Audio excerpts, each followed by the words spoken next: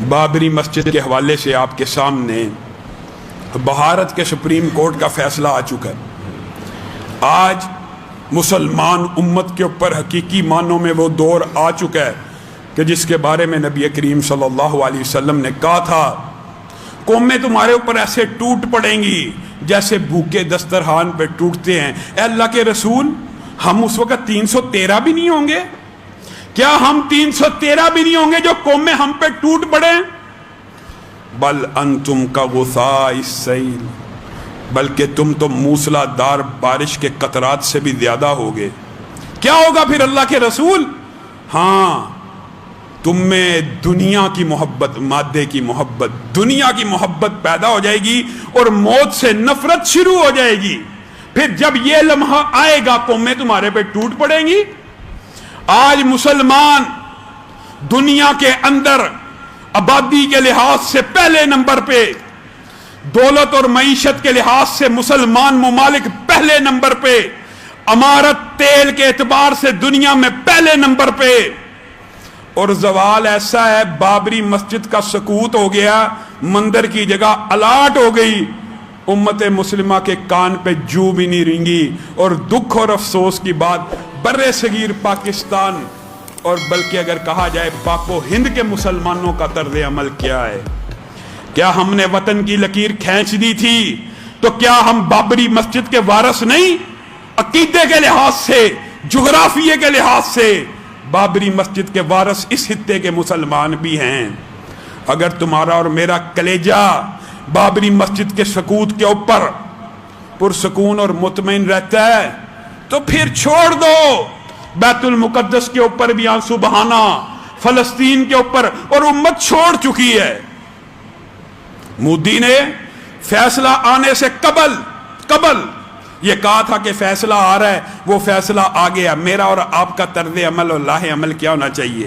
اللہ کی قسم، کعبہ کی بیٹیاں ہوتی ہیں مسجدیں، اور دنیا کے مابین، دنیا کے اندر، عالم دنیا میں یہ بات مسلمہ ہے کہ کسی بھی عبادت خانے کو گرا کے دوسرا مذہب اپنا عبادت خانہ تعمیر نہ کرے۔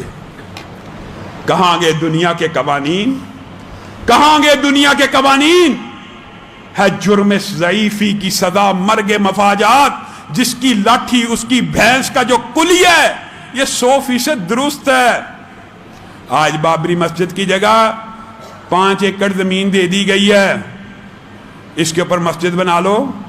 کیا ہندوستان کا ہندو اس بات کے اوپر ہمارے سے ایگریمنٹ کرنے کے اوپر تیار ہے؟ پاکستان کے سارے مندر گرا کر ان کو ہم اس کی متبادل جگہ دے دیتے ہیں، بنا لیں۔ یہ کیسا ظلم کا، بربریت کا فیصلہ ہے، لیکن ہمارے نہ عوام کے اوپر نہ حکام کے اوپر کانوں میں جوں بھی نہیں رینگ رہی۔ اور دکھ اور افسوس کی بات، ابھی میں ایک پروگرام اٹینڈ کر کے آ رہا ہوں، ایک بندہ آپ نے پڑھا ہوگا پکڑا گیا ہے، خیبر پختونخوا حکومت کا ملازم ہے، باہر سے 2 مرتبہ جنسی جرائم بچوں کے ساتھ غلط کام کرنے کے جرم میں سزا یافتہ ہے، اس کو پاکستان بلا کے نوکری دی گئی۔ کس نے دی؟ اس بندے کو تو پکڑ لیا، لیکن جو لے کے آیا، جس نے حکومت میں رکھا، یہ بندہ، اس نے بچوں کے ساتھ زیادتی کی۔ اور آپ کو پتہ ہے پاکستان کا سپریم لا قرآن و سنت ہے، لیکن وہاں پہ ہمارے ایک دوست وکیل بیٹھے ہوئے تھے، انہوں نے کہا علامہ صاحب آپ یہ جو باتیں کرتے ہیں نا، سپریم لا قرآن و سنت ہے، اس کے نافوذ کے لیے بھی کوشش و سٹرگل نہیں کریں گے تو ختم ہے۔ ہمارے پاکستان میں اس جنسی جرم کی جو سزا ہے صرف 7 برس ہے، معاذ اللہ۔ سمجھ آئیے بات؟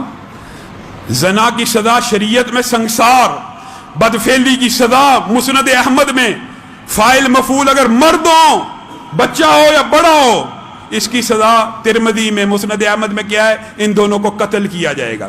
حضرت ابو بکر کو حضرت خالد بن ولید نے خط لکھا، ایسی قوم پہ آیا ہوں جو مردوں کے اوپر ہی آتی ہے، عورتوں کے ساتھ شادی نہیں کرتی، آپ کا کیا حکم ہے؟ حضرت ابو بکر نے سارے صحابہ سے مشاورت کی اور کہا اس پوری کی پوری بستی کو جڑ سے اکھاڑ دو، ان کا کوئی گھر سلامت نہ رہنے دینا، گھروں کو آگ لگا دو، اور ان بدبختوں کو قتل کر دو۔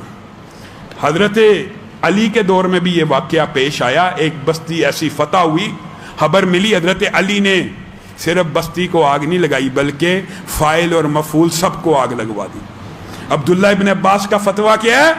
اس کو سنگسار کیا جائے گا، اور پاکستان لاء کے اندر کیا ہے؟ 7 سال سزا یا 10 لاکھ روپیہ جرمانہ دے کے آزاد ہو جائے۔ آپ بتائیے، اگر زینب کے قاتل عمران کو رات کی تاریکی اور اندھیرے کے اندر ریاست مدینہ کے نام لیوا پتہ نہیں زہر دیا ہے، کہاں پہ سزا ہوئی ہے، کسی نے دیکھا ہی نہیں، اگر چوک چراہے میں دی ہوتی، اللہ کی قسم یہ بدبخت پیدا نہ ہوتا۔ اور ابھی بھی ہمارا مطالبہ یہ ہے، ایسے بدبختوں کو چوکوں اور چراہوں کے اندر ٹانگ دیا جائے۔ پھر کہتے ہیں مولوی متشدد ہیں، یہ تشدد ہے؟ جب اس نے بچے کے ساتھ یہ ظلم کیا، بچے کو قتل کیا، اس کو رحم نہیں آیا؟ ہم اگر اب کہیں گے نا اس کو آگ لگا دی جائے، اس کو پھانسی دے دی جائے، موم بتی mafia, secular media, capital punishment نہیں ہونی چاہیے، سزائے موت کی جگہ اس کو عمر قید دے دیں، یہ دے دیں۔ آپ کو اور مجھے ایک جہد مسلسل کی ضرورت ہے۔ پاکستان کے اندر بھی اگر ہم چاہتے ہیں اسلامی نظام نافذ ہو، مجھے اور آپ کو خاص طور پہ دینی جماعتوں کو ان شکوں کے اوپر شدید صدائے احتجاج کو بلند کرنا چاہیے۔ سبحان ربک رب العزت عما یصفون وسلام علی المرسلین۔